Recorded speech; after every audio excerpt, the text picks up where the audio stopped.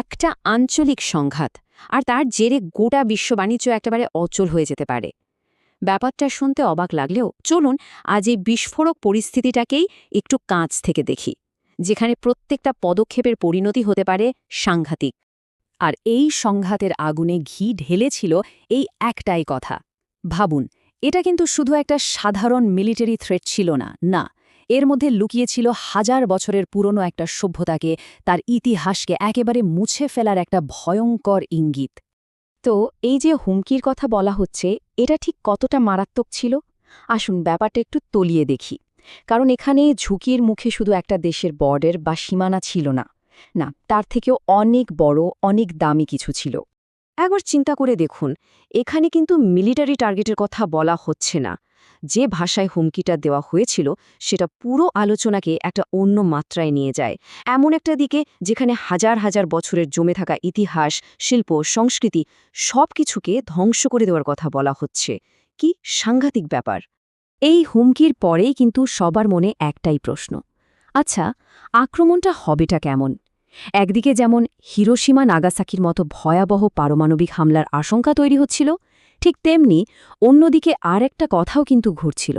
বলা হচ্ছিল যে অ্যাটম বোম ছাড়াই, মানে নন নিউক্লিয়ার অস্ত্র দিয়েই নাকি এমন ধ্বংসযজ্ঞ চালানো সম্ভব যা কল্পনার বাইরে। আসলে যে কোনো যুদ্ধেই সবচেয়ে বেশি মূল্য চোকাতে হয় কাদের? সাধারণ মানুষকে। তো চলুন এবার সেই দিকটা দেখি। এই সংঘাতে সাধারণ নাগরিক মানে নন কমব্যাটেন্টস আর তাদের জীবনযাত্রার ওপর ঠিক কী ধরনের প্রভাব পড়ার ঝুঁকি তৈরি হয়েছিল। এর জবাবে ইরানের সাধারণ মানুষ যা করেছিল সেটা ছিল এক কথায় অসাধারণ। একটা শক্তিশালী প্রতীকী প্রতিবাদ। নারী, শিশু সবাই মিলে একটা পারমাণবিক বিদ্যুৎ কেন্দ্রের চারপাশে একটা মানব প্রাচীর বা হিউম্যান চেন তৈরি করে। তাদের বার্তাটা ছিল খুব পরিষ্কার। গোটা বিশ্বকে তারা যেন বলছিল, এখানে অ্যাটাক করা মানে মানবতার উপর অ্যাটাক করা। আর ঠিক এই জায়গাতেই কিন্তু ইন্টারন্যাশনাল ল বা আন্তর্জাতিক আইন চলে আসে। আইনটা খুব স্পষ্ট। জেনে বুঝে ইচ্ছে করে সাধারণ মানুষের ব্যবহারের জিনিস, যেমন ধরুন পাওয়ার প্ল্যান্ট বা ইলেকট্রিসিটি গ্রিড, এগুলোর ওপর হামলা করাটা একটা যুদ্ধাপরাধ বা ওয়ার ক্রাইম। মানে এটা শুধু নৈতিকভাবে ভুল না, এটা রীতিমতো শাস্তিযোগ্য একটা অপরাধ। কিন্তু জানেন তো, আইনের ফাঁকফোকরও থাকে। এখানেই চলে আসে ডুয়েল ইউজ বা দ্বৈত ব্যবহারের যুক্তি। ব্যাপারটা হলো, যদি প্রমাণ করা যায় যে কোনো পাওয়ার প্ল্যান্ট বা ব্রিজ শুধু সাধারণ মানুষই না, মিলিটারিও ব্যবহার করে, তাহলে সেটাকে একটা লিগ্যাল টার্গেট বা বৈধ লক্ষ্যবস্তু হিসেবে দেখানোর চেষ্টা করা হতে পারে। আর এই একটা যুক্তিই কিন্তু পুরো বিষয়টাকে সাংঘাতিক জটিল করে তোলে। কিন্তু ইরান যদি সত্যি সত্যি আক্রান্ত হতো, তাহলে এই লড়াইটা শুধু দুটো দেশের মধ্যে আটকে থাকত না, একদমই না। ইরান পাল্টা জবাবে যা করার ইঙ্গিত দিয়েছিল, তাতে পুরো মধ্যপ্রাচ্যই যেন একটা আগুনের গোলায় পরিণত হবার ঝুঁকি ছিল। তাদের তরফ থেকে মেসেজটা ছিল একেবারে সোজাসাপটা। সব ধরনের টার্গেটিং রেস্ট্রিকশন তুলে নেওয়া হলো। এর মানে কি? মানে হলো, যদি আমাদের সাধারণ মানুষের স্থাপনার ওপর হামলা হয়, তাহলে আমরাও কোনো নিয়মকানুন মানব না। আমাদের জবাব হবে অনেক ব্যাপক আর ভয়ঙ্কর। এর সোজা মানে হলো, এই যুদ্ধটা আর শুধু দুই দেশের মধ্যে থাকবে না, এটা ছড়িয়ে পড়বে। আমেরিকার মিত্র দেশ যেমন ধরুন সৌদি আরব, ইউএই, তাদের ওপর মিসাইল অ্যাটাক হতে পারে। গোটা মধ্যপ্রাচ্যে ছড়িয়ে থাকা দূতাবাস, কনসুলেটস থেকে শুরু করে গুরুত্বপূর্ণ ব্রিজ, সবকিছুই টার্গেট লিস্টে চলে আসবে। এখন প্রশ্ন হল, মধ্যপ্রাচ্যের এই আগুন কিভাবে গোটা বিশ্বের অর্থনীতিকে পুড়িয়ে দিতে পারে? এর উত্তরটা লুকিয়ে আছে সাগরের গভীরে, মানে বিশ্বের সবচেয়ে গুরুত্বপূর্ণ কিছু সামুদ্রিক বাণিজ্য পথে। এই পথগুলোকে বলা হয় ম্যারিটাইম চোক পয়েন্ট, মানে এমন কিছু সরু সামুদ্রিক রাস্তা যা আসলে বিশ্ব বাণিজ্যের লাইফলাইন। সহজ করে বললে, এগুলো হলো গ্লোবাল সাপ্লাই চেনের হার্টের আর্টারি।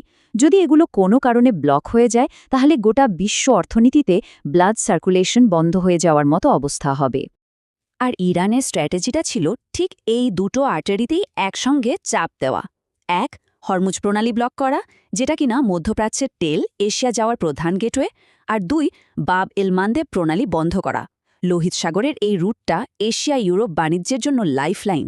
ভাবুন তো, এই দুটো পথ একসঙ্গে বন্ধ করে দেওয়া মানে বিশ্ব বাণিজ্যকে আক্ষরিক অর্থে গলা টিপে ধরার মতো অবস্থা। শুধু সংখ্যার দিকে একবার তাকান। হরমুজ প্রণালী দিয়ে প্রতিদিন প্রায় ২১ মিলিয়ন ব্যারেল তেল পাস হয় আর বাবেল মান্দেব দিয়ে প্রায় ৬.২ মিলিয়ন ব্যারেল।